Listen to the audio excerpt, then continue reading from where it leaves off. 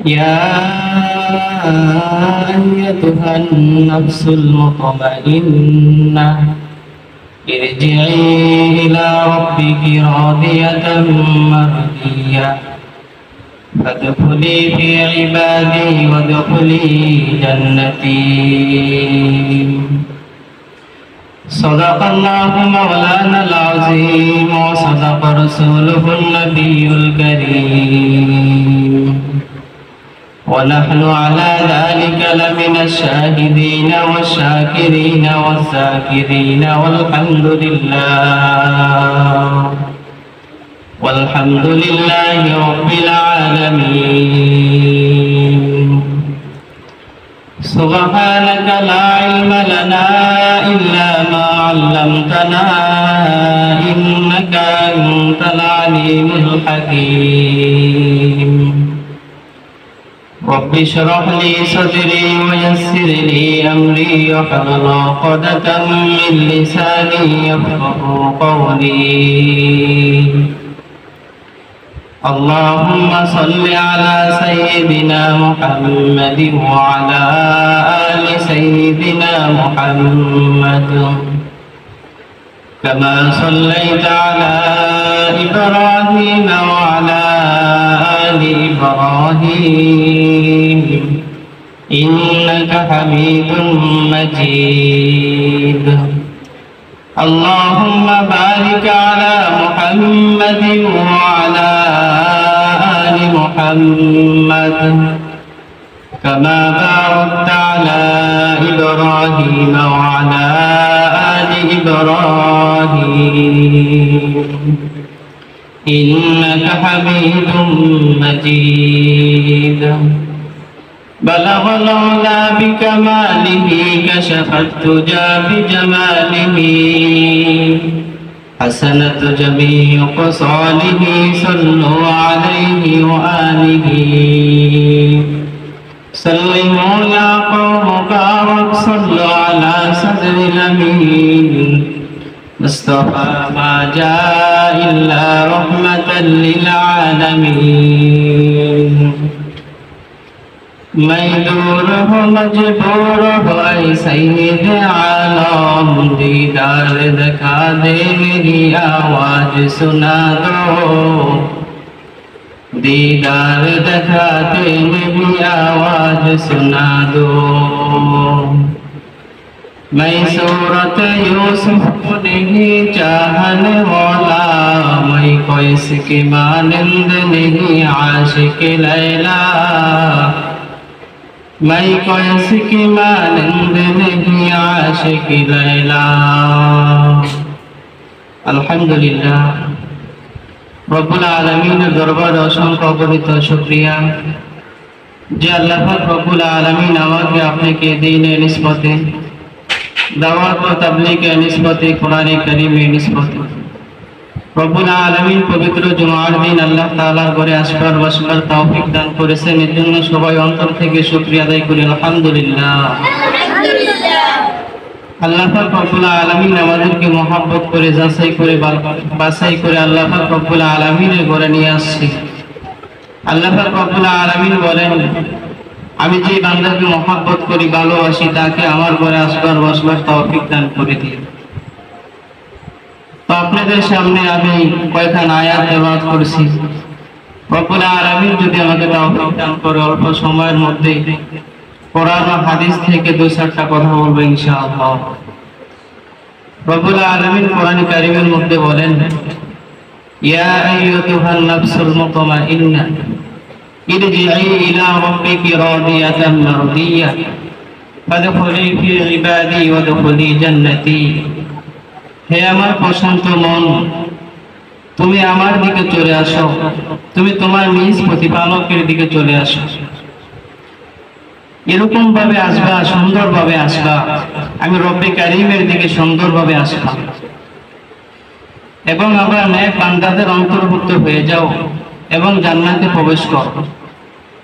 আল্লাহ পাক রব্বুল আলামিন আমাদেরকে ডাক দিয়ে বলতেছেন হে প্রশান্ত মন তুমি তোমার রবের দিকে চলে আসো এবং নেক বান্দাদের অন্তর্ভুক্ত হয়ে যাও এবং জান্নাতে প্রবেশ করো। এটা হলো আয়াতের অর্থ, আয়াতের শানে নজুল। এই আয়াত যখন নাজিল হয়, রাসূল আকরাম সাল্লাল্লাহু আলাইহি ওয়াসাল্লামের নিকট যখন জিবরাইল আমিন যখন এই আয়াত নাজিল করেন, এরকম সময় হযরত সিদ্দিক আকবর রাদিয়াল্লাহু তাআলা আনহু রাসূলের সামনে বসা।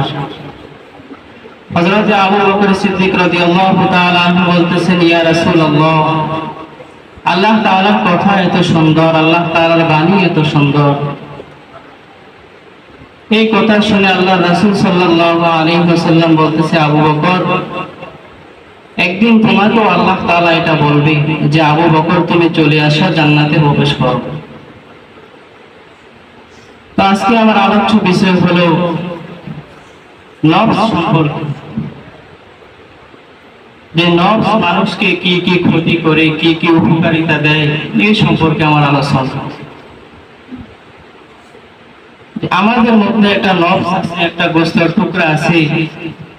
এই নফস তিনটা সুরত ধারণ করে। এই নফস মানুষকে শয়তানের প্রতি আকৃষ্ট করে, মানুষকে গুনার প্রতি, মানুষকে গুনাহ করায়। এই নফসের মাধ্যমে আমরা গুনাহ করি, নফসের মাধ্যমে আমরা নেকি করি। এই নফস তিনটা সুরত ধারণ করে। এক নম্বর সুরত হলো নফসে আম্মারা, এক নম্বর সুরত হলো নফসে আম্মারা, দুই নম্বর সুরত হলো নফসে লাওয়ামা, তিন নম্বর নফস হলো নফসে মুতমাইন্না। এক নম্বর সুরত হলো নফসে আম্মারা। নফসে আম্মারা যার মধ্যে থাকবে সে শুধু গুনাহ করবে, গুনাহ করবে। নফসের আম্মারার কাজ হলো গুনাহ করা, শুধু গুনাহ করবে। নফসে লাওয়ামা যার মধ্যে থাকবে তার মধ্যে নেকি করতে ভালো লাগবে, নামাজ পড়তে ভালো লাগবে, ইবাদত করতে ভালো লাগবে। নফসে মুতমাইন্না যার মধ্যে থাকবে তার মধ্যে যদি কোনো গুনাহ হয়ে যায়, কোনো ইবাদত ছুটে যায়, তার মধ্যে এরকম পেরেশানি চলে আসে যে হায়, আজকে আমার দ্বারা ফজরের নামাজ ছুটে গেল, আমার দ্বারা আজকে মাগরিবের নামাজ ছুটে গেল। যার মধ্যে নফসে মুতমাইন্না থাকবে তার মধ্যে এরকম আমল ছুটে গেলে পেরেশানি চলে আসে। তো আল্লাহ পাক রব্বুল আলামিন বলেন, তোমাদের মধ্যে আমি একটা জিনিস দিয়েছি, নফস, নফস নামে একটা জিনিস দিয়েছি। এই নফস তোমাদেরকে ধোঁকা দিবে, এই নফস থেকে তোমরা বেঁচে থাকতে হবে। হযরত আশরাফ আলী থানভী রাহমাতুল্লাহ আলাইহি বলেন যে দিল্লি শহরের মধ্যে হযরত নিজামউদ্দিন আউলিয়া রাহমাতুল্লাহ আলাইহি দিল্লির মানুষকে নিয়মিত তালিম দিতেন। দিল্লির মানুষের সামনে উনি নসিহত করতেন। তো উনি কখনো কখনো জিকির আজকার করতেন, জিকির করতে করতে উনি বেহুশ হয়ে পড়ে যাইতেন। উনি যখন বেহুশ হয়ে পড়ে যাইতেন, মুরিদগণ তখন পেরেশানি হয়ে যাইত। তো একদিন তাদের কাছে খবর আসলো যে দিল্লি শহরে একজন হিন্দু সাধু আছে। ওই হিন্দু সাধু যার দিকে নজর দেয়, যার দিকে তাকায়, উনি সঙ্গে সঙ্গে সুস্থ হয়ে যায়। তো হযরত নিজামউদ্দিন আউলিয়া রাহমাতুল্লাহ আলাইহি খাদেমরা ওনাকে বলতেছেন, হে নিজামউদ্দিন আউলিয়া, আপনি যদি অনুমতি দেন তাহলে আপনি আবার যখন অসুস্থ হয়ে যাবেন আমরা আপনাকে ওই সাধুর কাছে নিয়ে যাব। তো নিজামউদ্দিন আউলিয়া রাহমাতুল্লাহ আলাইহি বলতেছেন, না না, কোনো দরকার নাই, ওই সাধুর কাছে আমাকে নেওয়ার কোনো দরকার নেই। তো কয়েকদিন যাওয়ার পর হযরত নিজামউদ্দিন আউলিয়া রাহমাতুল্লাহ আলাইহি এরকম জিকির করলেন যে উনি বেহুশ হয়ে পড়ে রয়েছেন। 2 দিন 3 দিন যাইতেছে, ওনার হুঁশ আসতেছে না। খাদেমরা ওনার এই কষ্ট দেখে আর সহ্য করতে পারতেছেন না। তৃতীয় দিন যখন হয়ে গেল, ওনার চোখ খুলে না। তো ওনার খাদেম ওনাকে নিয়ে গেলেন ওই সাধুর বাড়িতে। সাধুর বাড়িতে নেওয়ার পর সাধু যখন শুনছে ওনার বাড়িতে একজন আল্লাহর ওলির আগমন হয়েছে, নিজামউদ্দিন আউলিয়া রাহমাতুল্লাহ আলাইহি ওনার বাড়িতে আসছে, উনি সঙ্গে সঙ্গে ওনার সমস্ত কাজ রেখে নিজামউদ্দিন আউলিয়া রাহমাতুল্লাহ আলাইহির সামনে চলে আসলেন এবং যখন ওনার দিকে একটা নজর করলেন, ওনার সঙ্গে সঙ্গে জ্ঞান ফিরে আসলো। নিজামউদ্দিন আউলিয়া রাহমাতুল্লাহ আলাইহি বসে আসার পর বলতেছেন, হে সাধু ভাই, তোমার এরকম কি আমল আছে যে আমলের কারণে তুমি যে কোনো মানুষের দিকে তাকাও, উনি সুস্থ থাকলে উনি ভালো হয়ে যায়, উনি অসুস্থ থাকলে উনি ভালো হয়ে যায়, ওনার যদি হুঁশ না থাকে তুমি তাকানোর পর পরে ওনার হুঁশ চলে আসে। তোমার এরকম কি আমল আছে যার বিনিময়ে তুমি এই কাজটা করতে পারো? ওই সাধু তখন নিজামুদ্দিন আউলিয়া রহমাতুল্লাহ আলীকে বলতেছেন, হে হুজুর, আমার এরকম কোনো আমল নাই, তবে আমার ওস্তাদ আমাকে বলেছে যে সব সময় তুমি মনের বিরুদ্ধে কাজ করবা। তোমার মন যেটা চায় তোমার মনের বিরুদ্ধে তুমি কাজ করবা। তোমার মন যদি চায় নামাজ ছেড়ে দাও, তুমি নামাজ পড়বা। তোমার মন যদি কয় গুনাহ করো, তুমি গুনাহ করবা না। এই জন্য আমি আমার ওস্তাদের কথা শুনি সব সময় আমার মনের বিরুদ্ধে কাজ করি। আমার মন যেটা চায় আমি এটা করি না। এই জন্য আল্লাহ পাক রব্বুল আলামিন আমাকে এত বড় একটা নেয়ামত দান করেছে। নিজামুদ্দিন আউলিয়া রহমাতুল্লাহ আলী বলতেছেন, সাধু আমার কত বড় একটা উপকার করেছে, আজকে আমিও সাধুর একটা উপকার করব। নিজামুদ্দিন আউলিয়া রহমাতুল্লাহ আলী বলতেছেন, হে সাধু, তোমার কি মুসলমান হইতে মন চায় না? তো সাধু বলতেছেন, না নিজামুদ্দিন, আমার মুসলমান হইতে মন চায় না। সাধু বলতেছেন, নিজামুদ্দিন আউলিয়া রহমাতুল্লাহ আলী বলতেছেন যে কিছুক্ষণ আগে না তুমি বললা তোমার মনের বিরুদ্ধে তুমি কাজ করো, এখন তোমার মন চাইতেছে তুমি মুসলমান, এখন তোমার মন চাইতেছে তুমি মুসলমান হইও না, কিন্তু তুমি তো বলতেছো মুসলমান হইবা না। তখন ওই সাধু বলতেছে, খোদার কসম, আমি কখনো আমার মনের পক্ষে টানি না, মনের পক্ষে কোনো কথা বলি না, আমি আজকেও আমার মনের পক্ষে কথা বলবো না, আপনি আমাকে সঙ্গে সঙ্গে কালিমা পড়ে দেন। ওই সাধু নিজামুদ্দিন রহমাতুল্লাহ আলাইহির হাতে হাত দিয়ে কালিমা পড়ে মুসলমান হয়ে গেছে। উনি এত বড় নিয়ামত কি জন্য পেয়েছে? এই নফসের সাথে জিহাদ করার জন্যই পেয়েছে। এই নফস হলো আমাদের শত্রু। এই নফস মানুষকে গুনার কাজে লাগায়, এই নফস মানুষকে খারাপ কাজের দিকে ধাবিত করে। ওই সাধুর একটা অভ্যাস ছিল যে নফসের বিরুদ্ধে সবসময় কাজ করা। ওই সাধু যখন এই কাজটা করছে, আল্লাহ তাআলা ওনাকে এরকম একটা ক্ষমতার মালিক বানিয়ে দিয়েছে যে উনি যে কোনো মানুষের দিকে তাকায়, উনি অসুস্থ থাকলে সঙ্গে সঙ্গে সুস্থ হয়ে যায়। উনি যদি বেহুশ থাকে, ওনার দিকে তাকাইলে উনি হুঁশে চলে আসে। এই আমলটা এই জন্য আল্লাহ তাআলা ওনাকে এত ক্ষমতা কি জন্য দিয়েছে? নফসের সাথে জিহাদ করার জন্য দিয়েছে। আল্লাহ রাসূলের আরেকজন জলিল লোকদের সাহাবী হযরত মুআবিয়া রাদিয়াল্লাহু তাআলা আনহু, যাহাকে কাতিবে ওহী বলা হয়, ওহী সম্পর্কে যিনি লেখালেখি করতেন আল্লাহ রাসূলের দরবারে থেকে থেকে, এরকম একজন সাহাবী হযরত মুআবিয়া রাদিয়াল্লাহু তাআলা আনহু, ওনার একটা বিশেষ আমল ছিল। উনি শেষ রাতে উঠে উঠে তাহাজ্জুদ নামাজ আদায় করতেন, তাহাজ্জুদ নামাজ পড়তেন। ওনার এটা আমল ছিল। তো একদিন শয়তানের ধোঁকায় পড়ে, শয়তানের ওয়াসওয়াসায় পড়ে ওনার এই আমলটা ছুটে গেল। একদিন ওনার তাহাজ্জুদ নামাজ উনি পড়তে পারলেন না। উনি সকালবেলা উঠে এরকম কান্না করলেন আল্লাহ তাআলার কাছে। আল্লাহ তাআলা ওনার কান্নাকে এরকম কবুল করলেন যে পরের দিন তাহাজ্জুদের সময় যখন হইল, একটা লোক ওনাকে ঘুম থেকে জাগ্রত করছেন, ঘুম থেকে জাগাইতেছেন যে উঠো, এখন তো তোমার তাহাজ্জুদের সময় হয়েছে, এখন তো আল্লাহ রাব্বুল আলামিনের সাথে তোমার কথা বলার সময় হয়েছে, উঠো, ঘুম থেকে উঠো। হযরত মুআবিয়া রাদিয়াল্লাহু তাআলা আনহু যখন ঘুম থেকে উঠলেন, উনি তাহাজ্জুদের সালাত আদার পর ওই লোককে জিজ্ঞেস করতেছেন, হে ভাই, আপনাকে তো আমি কোনো সময় তাহাজ্জুদের সময় দেখি না, আপনি কি? ওই লোক জবাব দিতেছে, আমি হলো ইবলিস, শয়তান। হযরত মুআবিয়া রাদিয়াল্লাহু তাআলা আনহু বলতেছি, তোমার কাজ তো হলো মানুষকে নামাজ থেকে বিরত রাখা, তোমার কাজ তো হলো মানুষকে কোরআন কারীম থেকে পড়া থেকে বিরত রাখা, তুমি কেন আজকে আমাকে এরকম একটা আমল করার সুযোগ করে দিলা? হযরত মুআবিয়া রাদিয়াল্লাহু তাআলা আনহু বলতেছেন, ওই লোক বলতেছেন, হে মুআবিয়া, আমি আপনাকে গতকালকে তাহাজ্জুদ নামাজ থেকে বিরত রাখছিলাম, আপনি সারাদিন আল্লাহ পাক রব্বুল আলামিনের কাছে যে কান্নাকাটি করলেন, আপনার কান্নাকাটি আল্লাহ পাক রব্বুল আলামিনের কাছে এত কবুল হয়েছে, এত কবুল হয়েছে, আপনি দৈনন্দিন তাহাজ্জুদ নামাজ পড়ে যে আমলনামাগুলা, যে সওয়াবগুলো আপনার আমলনামার মধ্যে ঢুকান, আজকে এক কান্নায় অনেক আমলনামা আপনার আমলনামার মধ্যে ঢুকেছে, অনেক নেকি আপনার আমলনামার মধ্যে ঢুকেছে। এই জন্য আমি ইবলিস আপনাকে তাহাজ্জুদের সময় জাগাইতে আসলাম, এই জন্য আপনার আমল যতটুকু আছে এতটুকুই থাকুক, সামনে যেন না যাইতে পারে। তো তাদের আমল সম্পর্কে কিরকম ছিল? আমল একটা ছুটে যাবে আর তারা চুপচাপ বসে থাকবে এরকম না, তারা পেরেশানি হয়ে যেত। একটা আমল যদি ছুটে যাইতো তারা পেরেশান হয়ে যেত। হযরত আশরাফ আলী থানভী রাহমাতুল্লাহ আলাইহি আরো বলেন যে আব্দুল কাদের জিলানী রাহমাতুল্লাহ আলাইহি দরবার একদিন এক মহিলা আসলো। মহিলা এসে বলতেছেন, হে আব্দুল কাদের জিলানী, আমার একমাত্র একটা কন্যা সন্তান, আমার গর্ভে থাকা অবস্থায় আমার স্বামী মারা যায়। এই কন্যা সন্তান গত 7 দিন আগে মারা গেছে। এই মেয়েটার বয়স হলো 17 বছর। এই মেয়েটার জন্য আমার এত মায়া লাগে, এত মায়া লাগে, কারণ দুনিয়ার মধ্যে আমি তাকে অনেক মহাব্বত করতাম, অনেক ভালোবাসতাম। আমার মেয়েটা গত 7 দিন আগে মারা গেছে, মেয়েটাকে একটু দেখবার মন চায়। আপনি আমাকে এরকম একটা আমল বলে দেন যে আমল করলে আমি আমার মেয়েটাকে স্বপ্ন দেখব। আব্দুল কাদের জিলানী রাহমাতুল্লাহ আলাইহি ওই মহিলাকে বলতেছেন, শোনো বোন, তুমি বাড়িতে যাও, বাড়িতে গিয়ে তুমি বেশি বেশি সূরা তাকাসুর তেলাওয়াত করো, এর বিনিময়ে আল্লাহ তাআলা তোমার মেয়েকে স্বপ্নে দেখিয়ে দিবেন। ওই মহিলা বাড়িতে চলে আসলেন। বাড়িতে গিয়ে উনি সূরা তাকাসুর তেলাওয়াত করতেছেন আর মনে মনে বিশ্বাস করতেছেন যে আমি হয়তো এই সূরাটা পড়লে, আমল করলে আল্লাহ তাআলা স্বপ্নে যদি আমার মেয়েকে দেখিয়ে দিবেন। এই বিশ্বাস করে উনি আমল করতেছেন আর সূরাটা তেলাওয়াত করতেছেন।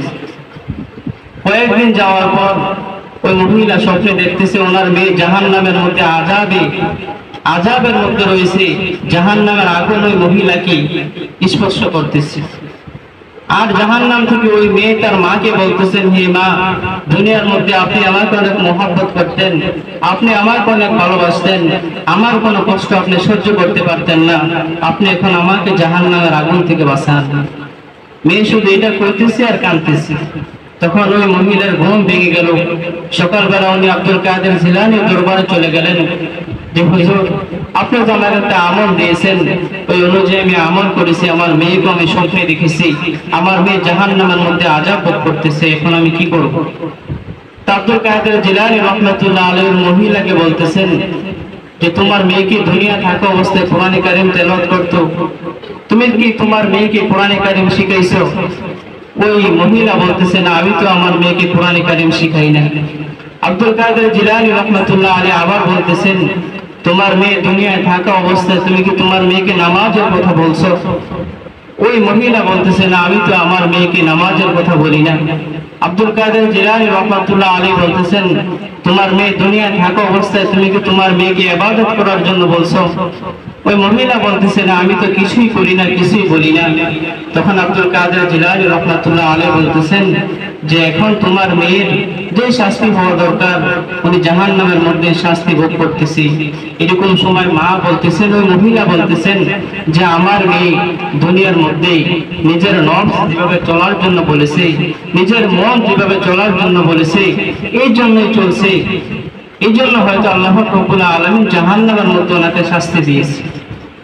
কয়েকদিন যাওয়ার পর এখন আব্দুল কাদের জিলানী রাহমাতুল্লাহ আলাইহি স্বপ্ন দেখে ফেলছে, ওই যে কিছুদিন আগে যে মহিলাটাকে জাহান্নামের মধ্যে আযাব ভোগ করার জন্য দেখলো, এখন এই মহিলা, এই মেয়ে জান্নাতের মধ্যে ঘোরাঘুরি করতেছে।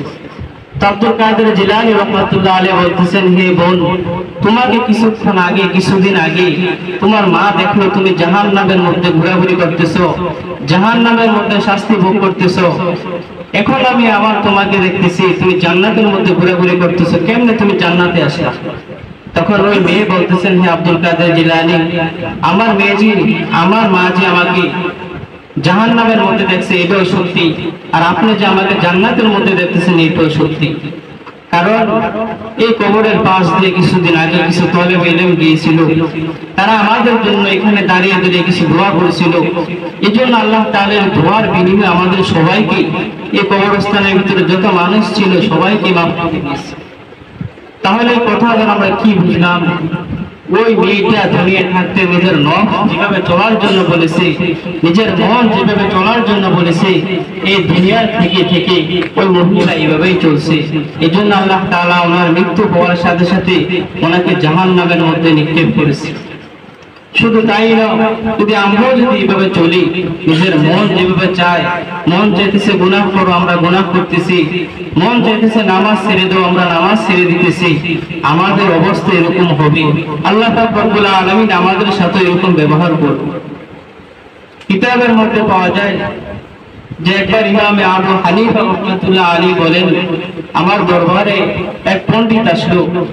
পণ্ডিত এসে বলতেছেন, হে ইমাম আবু হানিফা, তোমার দরবারে আমি আসার আগে আমি অনেক মানুষের সাথে বহস করলাম, কোনো মানুষ আমার সাথে বহস করে জিততে পারে নাই, আমি সব সময় জিতেছি, আর সব মানুষ আমার সাথে বহস করে হেরে গিয়েছে। আমি এখন তোমার দরবারে আসছি তোমার সাথে বহস করার জন্য। তোমাকে আমি একটা কথা বলি, তুমি যদি বলতে পারো আসমান বানানে ওয়ালা একজন আছে, জমিন বানানে ওয়ালা একজন আছে, পাহাড় পর্বত বানানে ওয়ালা একজন আছে, তাহলে আমি মুসলমান হয়ে যাব।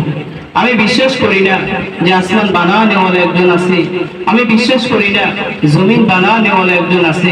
তুমি যদি আমাকে প্রমাণ করাইতে পারো যে আসমান জমিন পাহাড় পর্বত বানানে ওয়ালা একজন মালিক আছে, তাহলে আমি তোমার হাতে হাত দিয়ে মুসলমান হয়ে যাব। তো আব্দুল কাদের আবু হানিফা রাহমাতুল্লাহ আলাইহি বলতেছেন, ঠিক আছে তোমার বহস, তো তোমার সাথে আমি বহস করার জন্য রাজি আছি, কবুল করে ফেললাম। তারিখ হয়ে গেল, কোথায় বহস করবে এই জায়গা ঠিক হয়ে গেল। সমস্ত মানুষের জায়গা অনুযায়ী চলে গেল ইসলামের বিজয় দেখার জন্য, যে আজকে ইমাম আবু হানিফা রাহমাতুল্লাহ আলাইহি এক পণ্ডিতের সাথে বহস করবেন, আজকে আমরা ইসলামের বিজয় দেখব।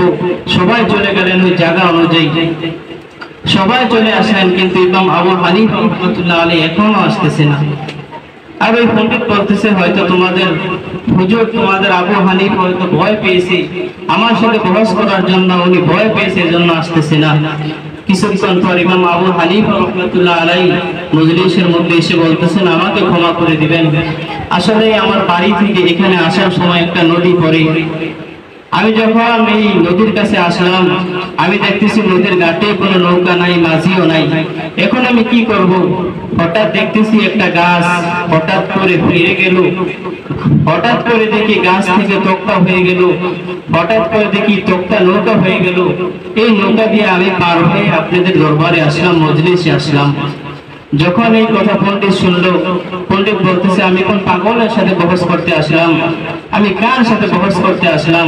গাছ নাকি এমনি এমনি তক্তা হয়ে যায়, তক্তা নাকি এমনি এমনি নৌকা হয়ে যায়, আর ওই নৌকা দিয়ে উনি আসছি, আমি কার সাথে বহস করতে আসলাম? ইমাম আবু হানিফা রাহমাতুল্লাহ আলাইহি বলতেছেন, ভাই আমার সাথে যেটা হয়েছে আমি এটাই বললাম। পণ্ডিত বলতেছে, না তুমি আমাকে যতই ভাবে বলো আমি এটা বিশ্বাস করি না, কারণ গাছ এমনি এমনি তক্তা হয়ে যায় না, তক্তা এমনি এমনি নৌকা হয়ে যায় না, এটার পিছনে একজন মিস্ত্রি লাগে, মিস্ত্রি ছাড়া কোনোদিন নৌকা হয় না। এই কথা শোনার পর ইমাম আবু হানিফা রাহমাতুল্লাহ আলাইহি বলতেছেন, ভাই একজন মিস্ত্রি ছাড়া যেরকম ভাবে নৌকা হয় না, নৌকা বানাইতে হলে একজন মিস্ত্রি দরকার, এরকম আসমান জমিন পাহাড় পর্বত বানাইতে হলে একজন মিস্ত্রি দরকার, আর এই মিস্ত্রি তো হলো আমার আল্লাহ। ওই পণ্ডিত যখন এই কথা শুনলো, উনি সঙ্গে সঙ্গে আবু হানিফার হাতে হাত দিয়ে মুসলমান হয়ে গেল। পণ্ডিতের মনের ভিতরে আগে এরকম একটা চিন্তা ছিল, ওনার মন অনেক এরকম কথা বলেছে যে আসমান বানানে ওয়ালা কেউ নাই, তুমি তোমার মন চাই জিন্দিগি ভাবে চলো, জমিন বানানে ওয়ালা কেউ নাই, তোমার মন যেভাবে চলে তুমি এভাবে চলো। ওনার মন যেভাবে চলার জন্য বলেছেন, ওনার নফস ওনাকে যেভাবে চলার জন্য বলেছেন, উনি এভাবে চলেছে। এখন যখন আবু হানিফার কাছে আসছে, আবু হানিফা যখন ওনার মনের চক্ষু খুলে দিয়েছে, উনি এখন কালিমা পড়ে মুসলমান হয়ে গেছে। শুধু তাই নয়, দুনিয়ার মধ্যে যদি আমরা চলতে হয়, আমরা তাকাইতে হবে আমাদের আকাবিরদের দিকে, আমরা তাকাইতে হবে সাহাবায়ে কেরামদের দিকে। এই সাহাবায়ে কেরাম রাদিয়াল্লাহু তাআলা আনহু নিজের নফসকে কিভাবে ধরে রেখেছে, নিজের নফস চাইছে গুনাহ করো, সাহাবায়ে কেরাম নফসকে ধরে রেখেছে। নিজের নফস চাইছে নামাজ ছেড়ে দাও, সাহাবায়ে কেরাম নামাজকে ধরছে। নিজের নফস চাইছে জিহাদের মধ্যে যেও না, সাহাবায়ে কেরাম রাদিয়াল্লাহু তাআলা আনহু জিহাদের ময়দানে চলে গেছে। অর্থাৎ নিজের নফস যে কথা বলেছে, সাহাবায়ে কেরাম রাদিয়াল্লাহু তাআলা আনহুর ব্যতিক্রম চলেছে। কাসাসুল আমরিয়া কিতাবের মধ্যে একটা ছোট একটা ওয়াকিয়া আসছে, যে এক লোক হযরত জালালউদ্দিন রুমি রাহমাতুল্লাহ আলাইহি থেকে বর্ণিত, যে এক লোক দিনে দুপুর বেলা বাজারে সেরাক নিয়ে ঘুরতেছে, বাজারে সেরাক নিয়ে দিনে দুপুর বেলা ঘুরতেছে। আরেক লোক বলতেছেন, ভাই এখন আমরা রোদে বাঁচি না, এত বর্ষা এত আলো, আপনি দিনে দুপুর বেলা কেন সেরাক নিয়ে ঘুরতেছেন? ওই সেরাক ওয়ালা বলতেছেন, ভাই আমি বাজারের মধ্যে মানুষ তালাশ করতেছি, মানুষকে বিশ্রাইতেছি। তখন ওই লোক বলতেছেন, আরে ভাই বাজারের মধ্যে আমি মানুষের কারণে হাঁটতে পারি না, মানুষের কারণে পাটা যে রাখবো আমি এরকম জায়গা পাই না, আর আপনি বলতেছেন বাজারের মধ্যে আপনি মানুষ তালাশ করতেছেন, এর কারণ কি? সেরাক ওয়ালা বলতেছেন, ভাই মানুষ তো দুই প্রকার, এক প্রকার মানুষ হলো আবু বকর মার্কা মানুষ, আরেক প্রকার মানুষ হলো আবু জাহেল মার্কা মানুষ। আমি তো বাজারের মধ্যে আবু বকর মানুষকে তালাশ করতেছি, আবু বকর মার্কা মানুষকে তালাশ করতেছি। ওই লোক বলতেছেন আবু বকর মার্কা আবার মানুষ কিরকম? তখন সেরা বহারা বলতেছেন যে আবু বকর মার্কা মানুষ হলো ওরকম, আবু বকরের ছেলে মেয়ে আছে, আমাদেরও ছেলে মেয়ে আছে, আবু বকরের স্ত্রী আছে, আমাদেরও স্ত্রী আছে, আবু বকরের সন্তান আছে, আমাদেরও সন্তান আছে, কিন্তু আবু বকর সবার থেকে বেশি মহব্বত করে আমার আল্লাহকে, আবু বকর সবার থেকে মহব্বত করে আমার রাসূলকে, আবু বকর সবার থেকে মহব্বত করে নামাজকে, আবু বকর সবার থেকে মহব্বত করে রমজান মাসের রোজাকে। এই জন্য আল্লাহর রাসূল সাল্লাল্লাহু আলাইহি ওয়াসাল্লাম আবু বকরকে দামি বলেছেন। তো হযরত জালালউদ্দিন রুমি রাহমাতুল্লাহ আলাইহি বলতেছেন, ভাই দুনিয়ার মধ্যে যদি চলো তাহলে আবু বকর মার্কা মানুষকে ফলো করো, দুনিয়ার মধ্যে যদি চলতে চাও উমর মার্কা মানুষকে ফলো করো, দুনিয়ার মধ্যে যদি চলতে চাও হযরত আলী রাদিয়াল্লাহু তাআলা আনহু মার্কা মতো মানুষ তালাশ করো। এই মানুষ তালাশ করবা কখন? তোমার মন চাইবে গুনাহ করো, তুমি গুনাহ ছেড়ে দাও, তুমি আবু বকর মার্কা মানুষ তালাশ করো। আবু বকর মার্কা মানুষ কিরকম আমল করেছে, নিজের নফসের সাথে কিরকম জিহাদ করেছে, ওই দিকে তাকিয়ে তুমি তোমার আমল ঠিক করো, ওই দিকে তাকিয়ে তুমি তোমার নিজেকে, তোমার নফসকে তুমি পরিবর্তন করো। আমরা যে গুনাহ করি কার কারণে করি? এই নফসের কারণেই করি। হাসরের ময়দানে আল্লাহ তাআলা বলবেন, বান্দা তোমাকে আমি দুনিয়ার মধ্যে পাঠাইছি আমার ইবাদত করার জন্য। তো মানুষগুলো বলবে, আল্লাহ আমরা তো দুনিয়ার মধ্যে ইবাদত করছি, বندگی করছি, কিন্তু মাঝে মাঝে শয়তানের ধোঁকায় পড়ে নামাজ ছেড়ে দিয়েছি, মাঝে মাঝে শয়তানের ধোঁকায় পড়ে ইবাদত বندگی ছেড়ে দিয়েছি। আল্লাহ রাব্বুল আলামিন ওই সময় বান্দাকে বলবেন, বান্দা তুমি যে এখন যে কথাটা বললা এটা একদম মিথ্যা কথা বলেছো। শয়তান তোমাকে সর্বপ্রথম ধোঁকা দিতে পারে না, তোমাকে যে জিনিসটা সর্বপ্রথম ধোঁকা দিছে ওইটা তোমার সাথেই ছিল, আর তুমি ওনার কথা শুনে শুনে নামাজ ছেড়ে দিয়েছো, রোজা ছেড়ে দিয়েছো, অন্যান্য ইবাদত বندگিগুলোকে ছেড়ে দিয়েছো। তখন বান্দা আল্লাহ রাব্বুল আলামিনকে জিজ্ঞেস করবে, আল্লাহ ওই ব্যক্তিটা কে? তখন আল্লাহ রাব্বুল আলামিন বলবো, ওইটা হলো তোমার সাথেই থাকে নফস নামের শয়তান, এটাই তোমাকে নামাজ থেকে বিরত রাখছে, এটাই তোমাকে রোজা থেকে বিরত রাখছে, এখন এই নফসের কারণে তোমার জাহান্নামে যেতে হবে। তো এই বান্দা বলবে, আল্লাহ যার কারণে আমি জাহান্নামে যাব ওই নফসকে আমার সাথে জাহান্নামে দিয়ে দেন। তখন আল্লাহ রাব্বুল আলামিন নফসকে জাহান্নামে দিয়ে দিবে, আর এই নফস জাহান্নামের আগুনে উনি শাস্তি ভোগ করতে থাকবে। এই জন্য দুনিয়ার মধ্যে যদি চলতে হয় এই নফস থেকে আমাদের বাঁচতে হবে, নফস নামের শয়তান থেকে বাঁচতে হবে। আল্লাহ রাব্বুল আলামিন আমাদের শত্রু যে শয়তানকে দুনিয়ার মধ্যে আগমন করেছেন, প্রেরিত করেছেন, এই শয়তান ততক্ষণ পর্যন্ত আমাদেরকে ধোঁকা দিতে পারবে না যতক্ষণ পর্যন্ত আমরা আমাদের নিজের নফসকে পরিবর্তন করব। আমাদের নফস যখন পরিবর্তন হয়ে যাবে, এটা যখন খালেস হয়ে যাবে, তখন শয়তানও আমাদেরকে ধোঁকা দিতে পারবে না। আর আমাদের নফস যখন খারাপ হয়ে যাবে তখন গুনাহ করতে ভালো লাগবে, শয়তান আমাদেরকে আইসা ধোঁকা দিবে। তো আল্লাহ রাব্বুল আলামিন বলেন যে দুনিয়ার মধ্যে যখন চলবা নিজের নফসের সাথে জিহাদ করো, নিজের নফসের সাথে যুদ্ধ করো। সাহাবায়ে কেরাম রাদিয়াল্লাহু তাআলা আনহু নিজের নফসের সাথে যুদ্ধ করেছেন, নিজের নফসের সাথে জিহাদ করেছেন। এজন্য আল্লাহ রাব্বুল আলামিন ওদেরকে দুনিয়া থাকা অবস্থায় দামি বানিয়ে দিয়েছে, দুনিয়া থাকা অবস্থায় ওদেরকে সমস্ত গুনাহগুলোকে মাফ করে দিয়েছে এবং বলে দিয়েছে সাহাবায়ে কেরাম রাদিয়াল্লাহু তাআলা আনহু জান্নাতি। আমরা যদি দুনিয়ার মধ্যে এরকম ভাবে চলি, আল্লাহ পাক রব্বুল আলামিনকে রাজি খুশি করি, আমাদের মৃত্যুর সময়ও আল্লাহ পাক রব্বুল আলামিন আমাদেরকে বলে দিবে যে আমার এই বান্দাগুলো জান্নাতি। তো আল্লাহ পাক রব্বুল আলামিন বলেন যে ইয়া আইয়ুহান নাফসুল মুতমাইন্না, হে প্রশান্ত মন চলে আসো, ইরজিই ইলা রাব্বিকি রাদিয়াতান মারদিয়া ফাদখুলি ফি ইবাদি ওয়াদখুলি জান্নাতি। হে প্রশান্ত মন চলে আসো, আমি আল্লাহ পাক রব্বুল আলামিনের দিকে চলে আসো এবং নেক বান্দাদের অন্তর্ভুক্ত হয়ে যাও এবং জান্নাতে প্রবেশ করো। এই আয়াত শুনে আবু বকর সিদ্দিক রাদিয়াল্লাহু তাআলা আনহু রাসূল সাল্লাল্লাহু আলাইহি ওয়াসাল্লামকে বললেন, ইয়া রাসূলুল্লাহ, আল্লাহ তাআলার কথা এত সুন্দর, আল্লাহ তাআলার কালাম এত সুন্দর। রাসূল সাল্লাল্লাহু আলাইহি ওয়াসাল্লাম আবু বকরকে বলেন, আবু বকর, তুমি যদি দুনিয়ার জমিনে দুনিয়াতে থাইকে আল্লাহর ইবাদত করো, আল্লাহর বندگی করো, তাহলে আল্লাহ রব্বুল আলামিন তোমাকে এটা বলে দিবে, হে আবু বকর, তুমি আমার কাছে চলে আসো, আমার কাছে চলে আসো। আল্লাহ রব্বুল আলামিন আমাদের সবাইকে রব্বুল আলামিন যেভাবে ইবাদত করার কথা বলেছেন, রব্বুল আলামিন যেভাবে দুনিয়ার মধ্যে চলার কথা বলেছেন, রব্বুল আলামিন আমাদেরকে নফস থেকে বিরত থেকে ইবাদত বندگی করার তৌফিক দান করুক। যে কথাগুলো বললাম, আল্লাহ রব্বুল আলামিন আমাদের সবাইকে সহি নিয়তে আমল করার তৌফিক দান করুক। সবাই বলি আমিন। যারা সুন্নাত করেনি তারা সাদাকা সুন্নাত করেনি।